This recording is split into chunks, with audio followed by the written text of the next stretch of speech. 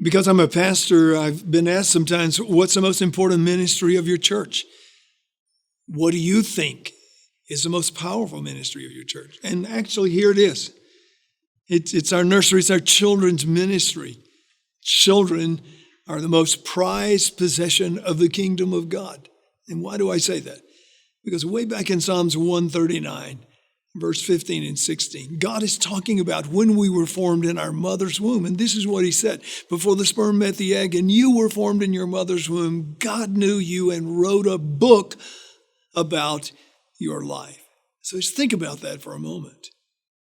Before you became an embryo in your mother's womb, God knew you and wrote a book about your life.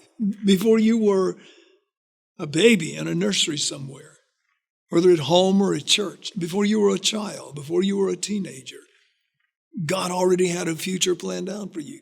And so over in Jeremiah, the Bible just clearly lays this out. And God says to Jeremiah, I know the plans that I have for you. Plans to prosper you. Plans to give you a hope and to give you a future. Have you thought about why you were born?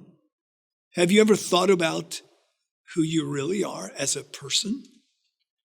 Yes, you came as a baby. You came through your mother's womb. But before any of that happened, God had this incredible future for you. He had this plan for you.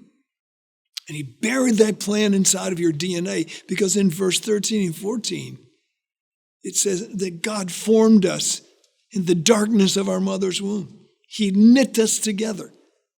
He put into your DNA the color of your hair, the color of your eyes, how tall you would be, what your bone structure would be, your DNA. It's amazing. You not only have physical DNA, but you have spiritual DNA. And before you leave this world, you should find out who God made you to be.